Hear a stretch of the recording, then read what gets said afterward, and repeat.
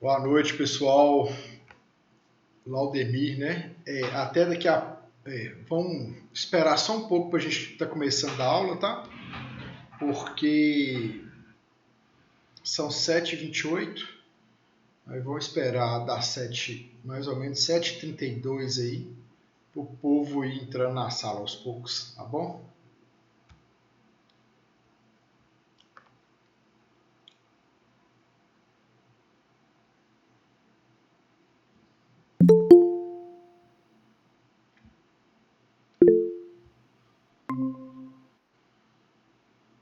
Boa noite.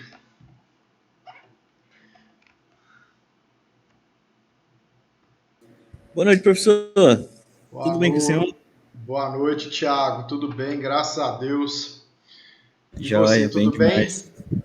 Tranquilo, trabalhando muito, mas tá bom, graças a Deus. Mas como que tá? Você tá em home office ainda ou tá indo?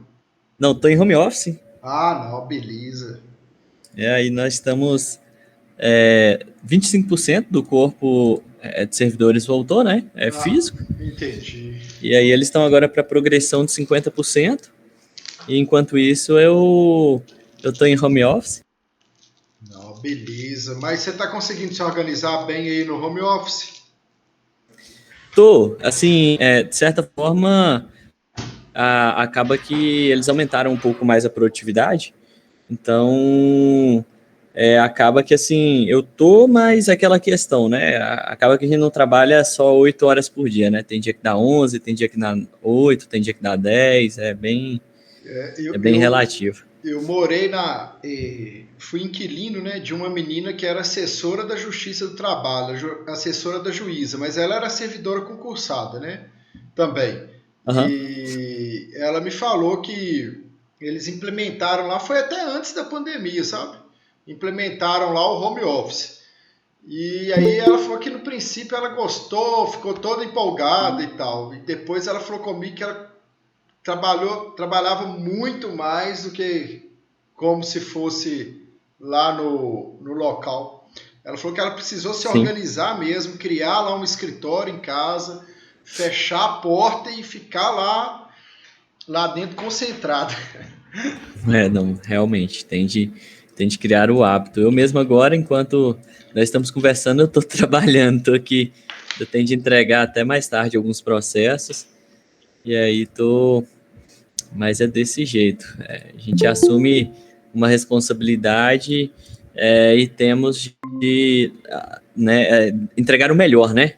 Entregar o Exatamente. melhor, né? Não adianta não. Quem quer crescer tem de assumir responsabilidades grandes. Do contrário, só virão responsabilidades pequenas, mas você também manterá no mesmo lugar, né? Exatamente. Eu falo por mim porque meu escritório era minha casa, né? Eu moro aqui. Agora sim, Aham. eu tô vendo que daqui a pouco eu vou ter que me mudar porque já tô, né, assim, já tem 2 salas ou 3 salas aqui ocupadas e tal, mas acaba que eu trabalho demais também com essa questão, É verdade. porque né, acaba que à noite você no seu horário descansa e você lembra de alguma coisa, você vai para o computador, enfim, né? Ô pessoal, boa noite aí para quem entrou na sala agora, tudo bem? Questão é a seguinte, gente. Hoje nós vamos ver uma peça, mais uma peça inicial aí, né? Inédita. Estou trazendo aqui para vocês hoje um enunciado de uma peça que é muito comum, muito comum na prática forense, tá? O que significa ser muito comum, né? É que toda hora aparece este tipo de demanda, tá? E assim, é uma demanda que exige não só conhecimento técnico do advogado, mas também exige muito uma questão de manejo com o ser humano, né? Uma questão emocional psicológica, né? O enunciado de hoje a gente vai tratar de uma senhora que é aposentada por idade, idosa, né? Que percebeu que houve um empréstimo não contratado em sua aposentadoria, né? E ela foi ver, foi reclamar junto ao banco, e o banco apresentou, né, um contrato, um suposto contrato que foi assinado por ela, e falou que não iria resolver administrativamente, que teria que judicializar a questão, né? O banco, gente, obviamente, eles dificultam o máximo possível, né? A gente pensa bem, olha só, nós estamos aqui em Unai, que é uma cidade de 90 mil habitantes, né? Porém, com uma zona rural muito grande, né? Então, muitos de vocês sabem que tem muita gente que vem na cidade praticamente aí, no máximo 2, 3 vezes por mês, né?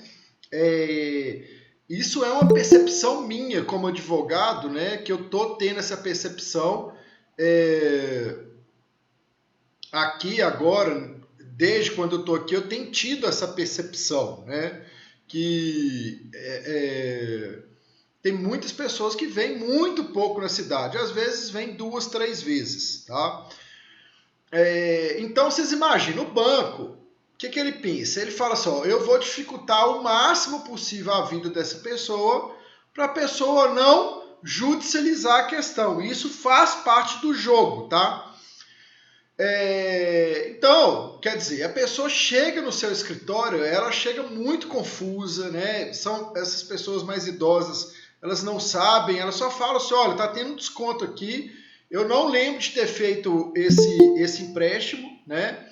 Geralmente, eles têm muitos empréstimos que são assumidos, então, quando eles percebem ali que há um empréstimo que não foi assumido, aí causa certa confusão. Então, o advogado tem que ter um trato muito grande ali, né? Um trato emocional, psicológico, para entender a situação, para desvendar o que está acontecendo, para se certificar, né, de que aquele empréstimo realmente não foi contratado.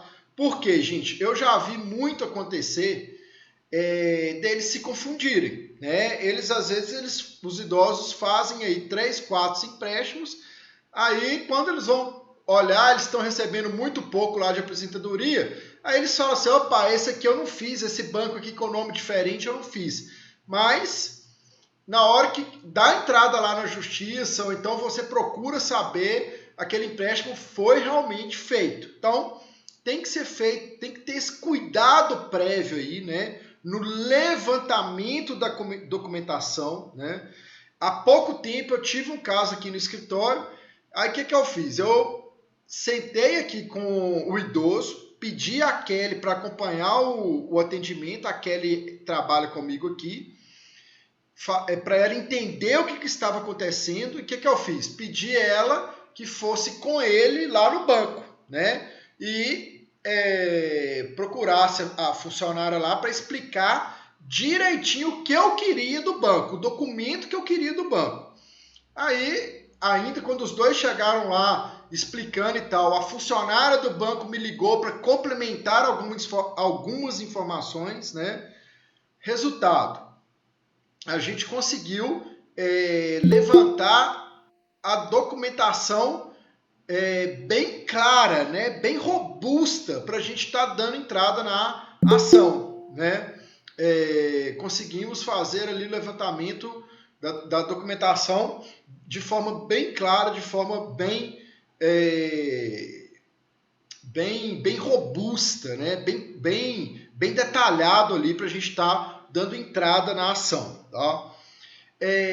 Uma questão, gente, que é muito relevante, que é muito importante nessa situação também, é a questão de saber como que o juiz, que é responsável pelo juizado especial da comarca onde que vocês estão, entendem essa questão. Por quê? Muitos lugares, né, o juiz do juizado especial, eles entendem que eles julgam extinto o processo, extinguem o processo, eles alegam que há necessidade de prova complexa, né? A prova complexa aí seria o exame grafotécnico. Então, eles alegam assim, ó, precisa do exame grafotécnico, exame grafotécnico é prova complexa, eu não aceito aqui no juizado especial e julgo o processo extinto sem resolução do mérito, tá? Aí, o que acontece? Você perde tempo, porque você vai ter dado entrada ali no processo, aí até sair esse despacho inicial, essa sentença aí, nada, vai uns 40, 50 dias, e algo que poderia ser evitado por uma simples consulta, né? Igual eu, por exemplo, ó, eu não sabia qual que era o entendimento da doutora Fernanda aqui do juizado especial para causas desta natureza. O que eu fiz? Eu pedi o Tiago, né? Eu acho que foi o Tiago ou a Kelly, né?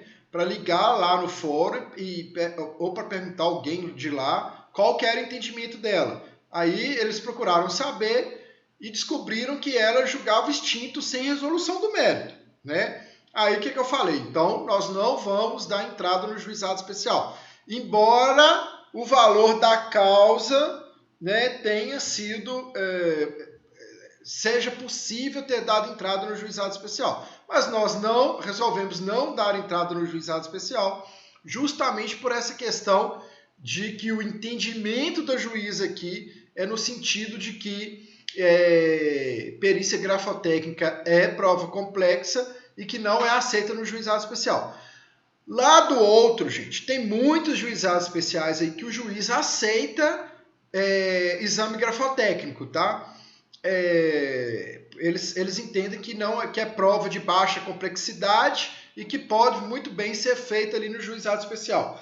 A recomendação, né, existe recomendação no sentido de que os juízes aceitem esse tipo de ação no juizado especial. Essa recomendação é do Tribunal de Justiça de Minas Gerais, mas mesmo assim eles não eles se baseiam aí no livre convencimento e não aceitam essa recomendação. Não aceitam por quê? Eles pensam assim, ó, eu já estou sobrecarregado de serviço aqui, já não estou dando conta do que eu tenho aqui. Se eu for aceitar esse trem, vai piorar a minha situação, então eu não vou aceitar e pronto, tá? Uma outra questão muito importante para a nossa atividade especificamente, gente, agora eu estou fazendo uma pergunta e eu quero que quem já leu o enunciado aí, se puder, me responda, né? Vai ser possível fazer um pedido liminar ou não, no nosso caso aqui? Fundamente a resposta.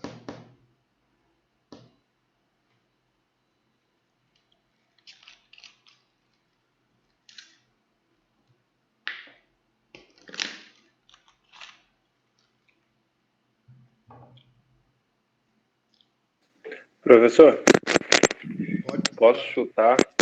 Professor. Pode falar, João. Eu não vou saber fundamentar perfeitamente, assim, como os demais colegas, mas, ao meu ver, não cabe a necessidade de pedido liminar, tendo em vista que não há risco, um grave risco. Eu não vou saber porque eu não me recordo muito bem do artigo, os requisitos lá do pedido liminar. Peço que o colega André complemente. Professor, boa noite. Boa noite, demais colegas. Eu não ouvi a pergunta, não, peguei pela metade. Se cabe, pela resposta do João, deu para me deduzir qual seria a pergunta. Se cabe um pedido de liminar? Isso. Se cabe liminar. Eu colocaria, porque enquanto o processo está... Lógico, eu colocaria pedindo uma tutela antecipada para cessar, né, essa cobrança indevida que está acontecendo. No caso, que está tendo essa... Do empréstimo que foi feito no nome da senhora que é aposentada. Então, eu pediria uma tutela antecipada para cessar a cobrança dos próximos pagamentos. Tendo em vista que ela não fez o empréstimo. Peraí, agora é minha vez, Thiago. De novo. Professor, também eu paro e penso um pouco sobre a questão, porque quando ela é uma senhora de idade, já ultrapassa 60 anos, ela tem privilégio na ordem de sequência dos processos também poderia já até ser um pouco desnecessário, ao meu ver, a necessidade de eliminar. Pede-se também a tutela provisória antecipatória, acumulada também com danos morais sofridos por ela. Então, no caso, assim, a ação resumiria na seguinte questão. Seria uma tutela, na verdade, seria um pedido de ou nulidade ou inexistência de do negócio jurídico, cumulado com tutela antecipatória, com indenização por danos materiais. Tá. Alguém mais para falar, gente? Tiago, você ia falar? Desculpa, pode ser o Tiago. Então, eu vou mais na linha do João na primeira posição dele. Porque, assim, cabe, né? Pode pedir liminar. Mas não parece ter muita chance de êxito, porque já são 3 anos e o valor, como ela recebe um salário, é um valor muito pequeno. Então, tecnicamente, na prática, cabe o pedido, mas não parece que é muito robusto para conseguir eliminar. Já está há muito tempo desse modo, então não tem perigo para ela. Tá. E qual que seria o nome que você daria à ação?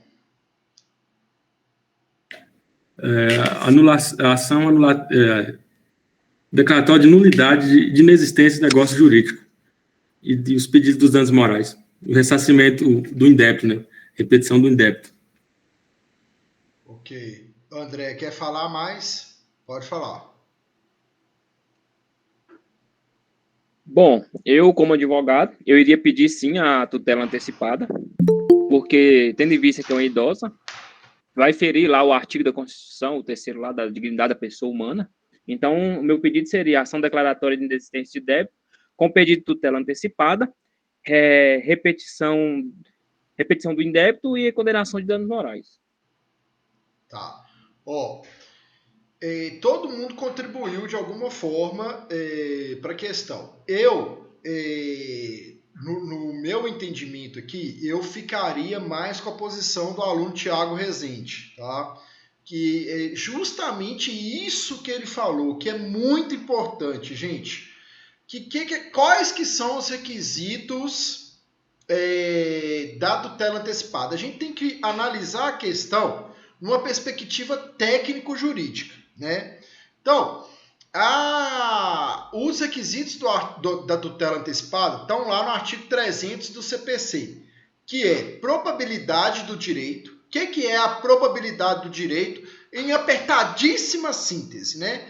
É você conseguir comprovar para o juiz ali, praticamente de plano, sem necessidade de dilação probatória, de que a sua alegação é verdadeira, né?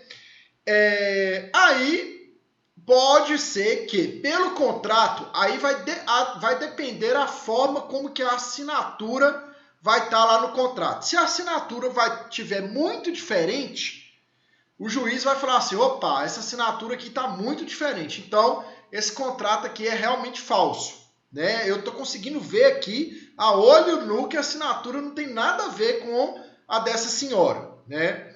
Essa que seria a probabilidade do direito, neste caso concreto, né? E a urgência é exatamente isso que o Tiago falou, gente. É essa questão, tipo assim, de ser contemporâneo os descontos. O que o juiz vai entender? Pô, já está descontando há 3 anos dessa senhora, né? Ela está vivendo normalmente há 3 anos, né?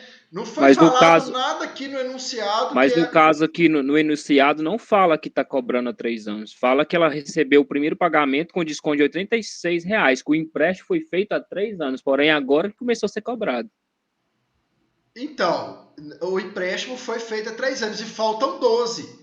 Dá para deduzir aí, André, que tem 3 anos que está sendo descontado pelo enunciado. Aí é essa questão da urgência. Agora, né, indo em outra linha aqui, tá? Eu estou fazendo assim uma análise técnico-jurídica, né? Agora, indo em outra linha. Em juízo, gente, pode se pedir, né? Igual o fundamento que o aluno André utilizou aí, essa questão de ferir a dignidade humana, não pode ser solto e genérico, não, né? Aí tem que explicar, tem que falar, olha, ela ofere renda de apenas um salário mínimo, R$ 86 equivale a quase 10% da sua renda, né? Para ela faz falta, já para o banco não é, né? Não faz falta nenhuma esses R$ 86. Nada impede que lá no final do processo, se for comprovado que esse contrato realmente foi assinado por ela, possa determinar que ela pague, né? Então, assim, não vai trazer grandes prejuízos ao banco. Há argumentos aí para ambas as posições que foram tomadas aqui, né? Relação de consumo, vulnerabilidade econômica, né? O João Vitor falou aqui que caberia a tutela antecipada. Não caberia, né, João? Ou você falou que caberia e o fundamento... Agora eu me esqueci de qual foi a sua alegação. Eu falando aqui, eu coloquei como antecipado, né? Ah, tá. Em vez de urgência. Aí eu falei errado. Entendi. Entendeu? Às vezes eu me confundo muito, porque questão da tutela de urgência, tutela antecipada. Entendi, mas Aí no seu mas esse, caberia tutela antecipada, né? Isso. Não, no meu, o que eu coloquei foi que cabe a ação declaratória de inexistência de negócio jurídico acumulado com tutela provisória de urgência e indenização por danos morais. Ao meu ver, o que eu faltou uma coisa sua aí, no seu. O que faltou no dele, gente?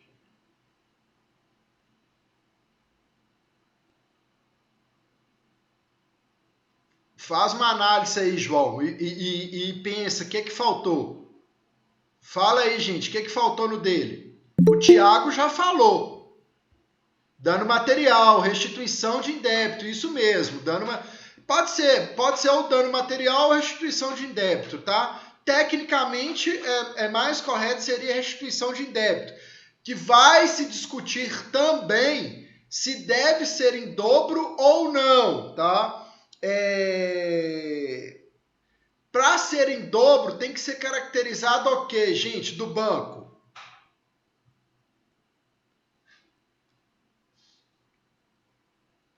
Má fé, muito bem, Isadora, muito bem, a má fé, exatamente, tá? Aí, gente, tem que gastar, né, saliva, né? Gastar dedo, né, para usar argumento para mostrar que é má fé, né? Por quê? O banco, em contestação, é óbvio que ele vai alegar, ele vai falar, olha, eu também fui vítima de um golpe perpetrado por terceiro. Eu não agi de má fé, né? Eu sou vítima, tanto quanto ela. Só que, qual que é o argumento que vai contrapor isso, gente?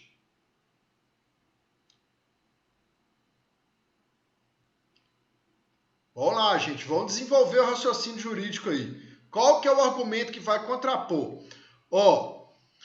O banco, em contestação,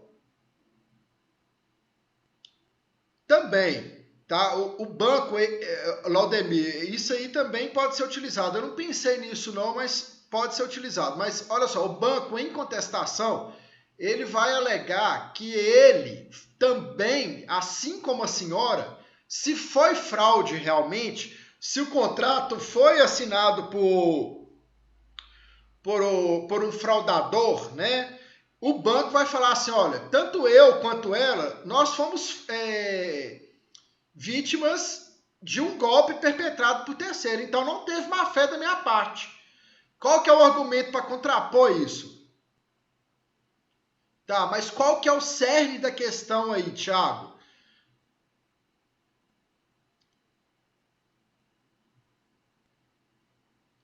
Isso, vocês estão ficando quentes, estão melhorando, estão quase chegando lá. Mas tem um cerne da questão. É uma questão que vem lá do direito empresarial, gente. Vamos lá, André. Você sabe, André? Tá pensando aí? Outros colegas aí? Só estou escutando, estou jantando. Pessoal, o risco do negócio, tá?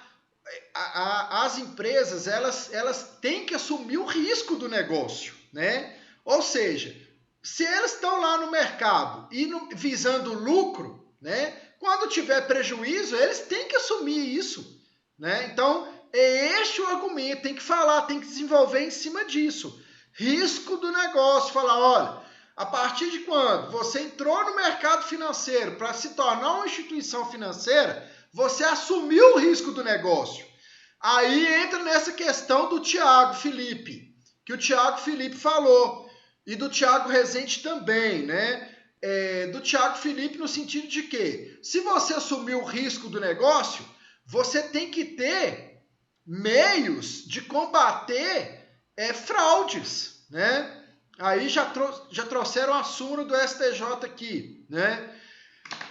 Gente, é o que eu falo, né? Tudo aquilo que tiver de relevância jurídica, a gente tem que pensar, né? E tem que desenvolver o raciocínio em cima daquilo ali para a gente desenvolver a peça processual em cima destas questões, né? Isso, aí o colega trouxe aqui o João Vitor, ó, súmula 479, o teor da súmula, né? As instituições financeiras respondem objetivamente, ou seja, aquilo que o Thiago Rezende falou, porque é relação de consumo, né? Objetivamente é o quê? Você não precisa comprovar a culpa, se teve dolo, né? Ou não, se teve intenção, né? A culpa em sentido amplo, você não precisa comprovar. Se teve o dano, pronto, acabou, né? Então vamos lá, gente. Olha só, é incontroverso, tá? É incontroverso que a ação vai ter restituição de indébito. É incontroverso que vai ter dano moral, vai ter pedido de dano moral, né? Pedido de dano moral aí, gente, tem que ter muito jogo de cintura com essa questão do pedido de dano moral, gente. Por quê? Hoje, o CPC, ele determina que há quantificação do pedido de dano moral, né? Outro dia, a gente estava com uma demanda aqui, vou dar um exemplo para vocês, como que o meio jurídico pensa. Pensa, em regra, equivocadamente, né? Outro dia nós estávamos com uma demanda aqui, trabalhista e tal, o Thiago Rezende estava tratando da questão, e ele conversou com outro advogado, o outro advogado falou assim, olha, cabe dano moral. Aí o Thiago falou assim, beleza, quanto que é que vai pedir de dano moral? Aí o advogado falou assim, não precisa ganhar. E exatamente, se lançar alto e não ganhar tudo, o resto sucumbente tem que arcar com ônus. Tem essa questão também.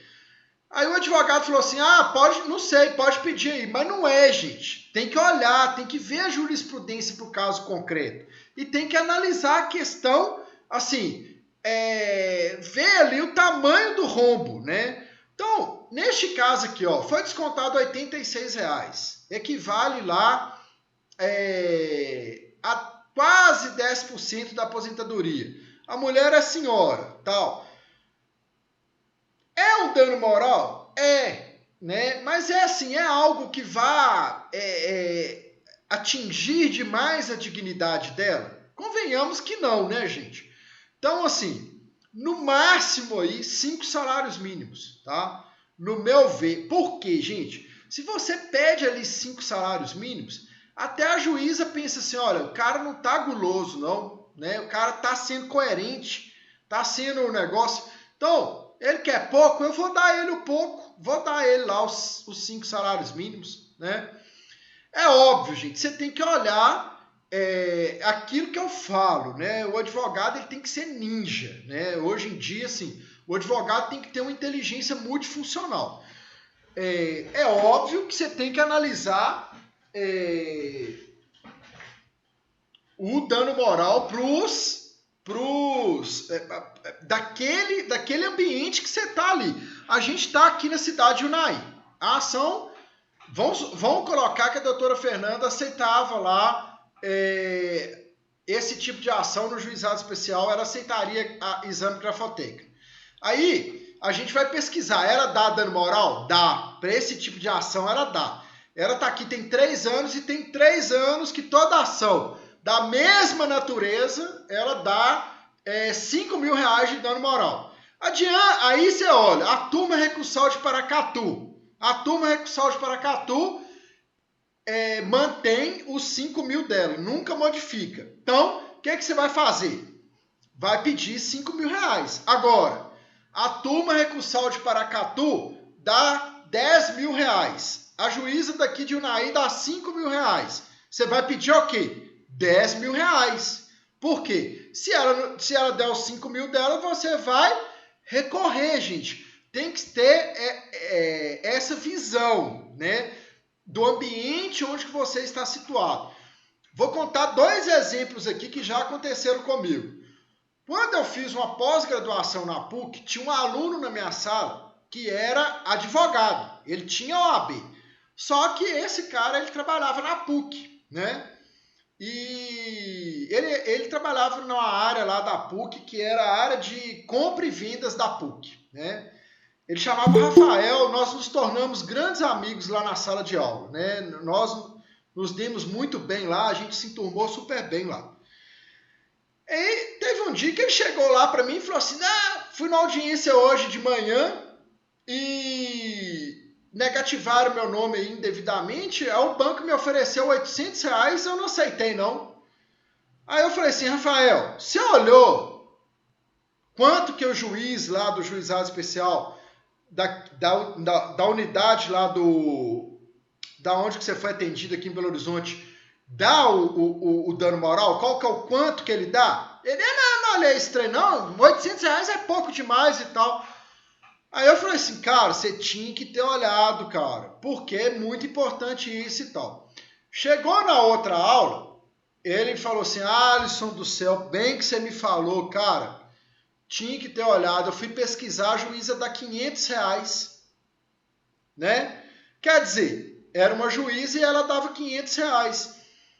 Aí saiu a sentença dele depois, quanto? R$500. Ele negou 800, perdeu R$300, né? Eu trabalhei em Arcos, né? E Arcos, a comarca lá pertencia à Formiga. A juíza com quem eu trabalhava, ela dava R$7.000 de danos morais, em caso de negativação indevida. E a turma recursal de Formiga dava R$12.000, né? Aí o que aconteceu? Começou a ter muito recurso em processo dela. Um dia eu cheguei nela e não estava tendo acordo em audiência, porque os advogados não aceitavam. O banco chegava lá, o banco falava assim, eu vou te oferecer R$5.000. O advogado falava, não, né? Porque eu vou ganhar 12. Nem que seja daqui a um ano e meio, 2 anos, eu vou ganhar 12, 14, 15 mil, não compensa. Dizem que esse valor era alto lá porque reza a lenda lá, e é verdade que o juiz me contou, né? Que o juiz lá, que era presidente da turma recursal lá, ele estava fazendo uma pós-graduação, tinha um advogado de banco dentro, na sala de aula dele. Aí teve um dia lá que surgiu um assunto lá, e ele falou assim, a gente não está nem aí para esse dano moral, para essa questão de negativação indevida, porque os juízes dão dano moral baixo. Aí o juiz escutou isso e falou assim, é assim, né? Então, peraí, foi lá e aumentou, né? Então, gente, aí eu conversei com a juíza que eu trabalhava na época, falei isso com ela falou, não, então eu vou passar meu dano moral para 12 mil. Aí o que aconteceu? Começou a ter um monte de acordo lá, porque o banco chegava e oferecia 10 mil. Aí o advogado falava assim, opa, 10 mil para pagar em 10 dias é melhor do que eu esperar 2 anos, né, para ter o dano moral majorado lá. Então, vou aceitar, né? Então, começou, o número de acordo aumentou. Isso tudo faz parte do jogo. Tem que fazer essa pesquisa de campo, tá? Então, essa ação aí, gente, ela vai ser uma ação declaratória de inexistência de débito, tá? Por quê? Vai ter que declarar inexistente o débito, né?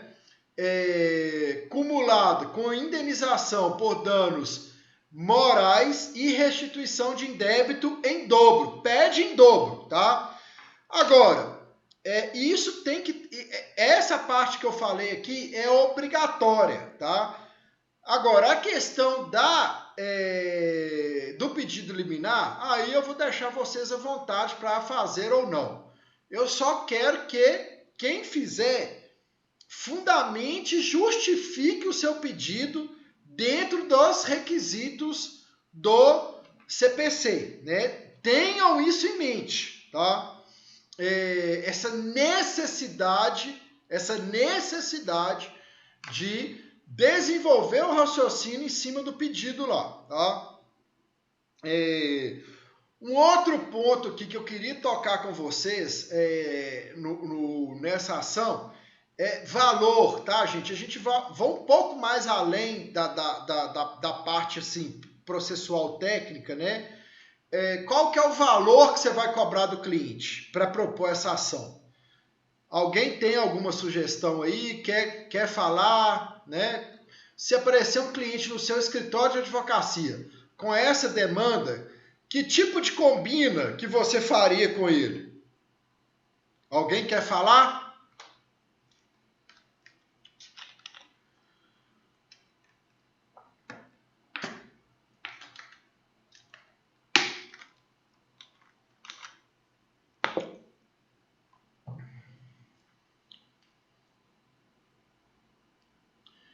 Gente, esse é o tipo de demanda... o Pedro Vitor falou, 30% do valor total. Exatamente, tá? É o tipo de demanda que é bom pedir uma porcentagem, tá?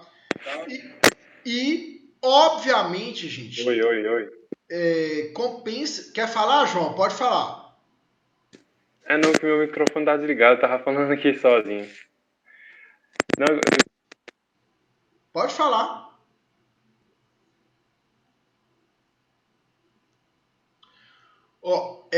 30% do valor total é uma boa pedida num processo desse, tá, gente? Agora, compensa também o advogado tentar ali salvar pelo menos um salário mínimo para desenvolver o processo. Aí vai conversar com a parte, vai falar com a parte, né? Vai falar, olha, seria interessante dar um salário mínimo, você pode pagar, né, de 11 vezes aí de R$100, que seja, mas é só para o escritório movimentar aqui, porque às vezes tem que imprimir alguma coisa, tem que ir no fórum, tem que, né, fazer isso, fazer aquilo e tal. Tentar tirar isso aí da parte também compensa, tá? Mas assim, no mínimo aí, é 30% do proveito econômico, tá bom, gente? Aí seria do proveito econômico apenas em caso de êxito. Então, por exemplo, ganhou 30 mil reais. 30% de 30 mil reais, 9 mil, né? Tá? É o proveito econômico, tá bom, gente? Mais alguma dúvida? Alguém quer fazer alguma consideração? Quer fazer alguma colocação aí? Oi, professor, tá escutando? Tô sim, João, pode ficar falando. O microfone está falando de baixo. Professor, com relação aos danos morais, o UE aqui, eu tenho que abrir um tópico ou só mencionando na peça a questão dos danos morais e mencionar a questão a restituição das parcelas? O que eu faço?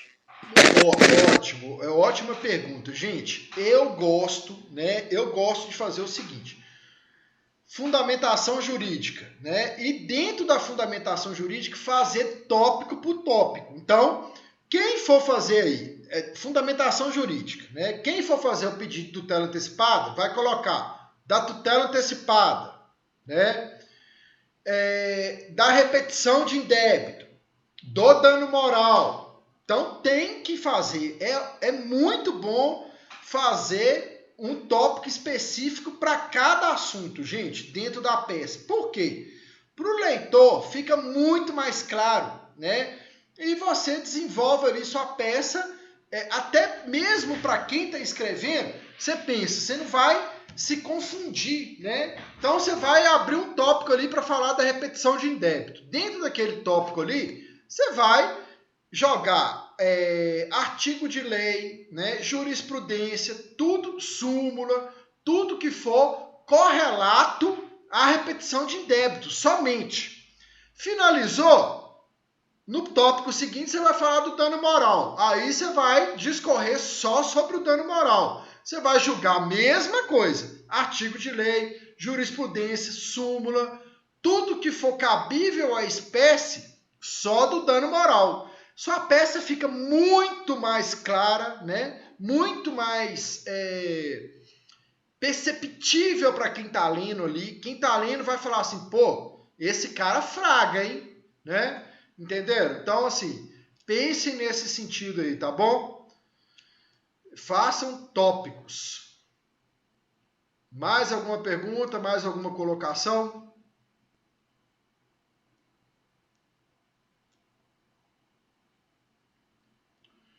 Então, beleza, gente. Então, tá bom.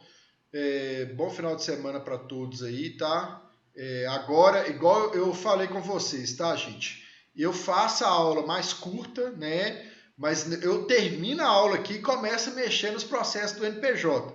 Tem mais de 600 processos na minha responsabilidade aqui do NPJ. Aí eu passo a dedicar aqui a responder, a analisar aqui e ver como que tá a situação, tá? Tá bom? Um abraço para todos aí. Fiquem com Deus. Boa noite.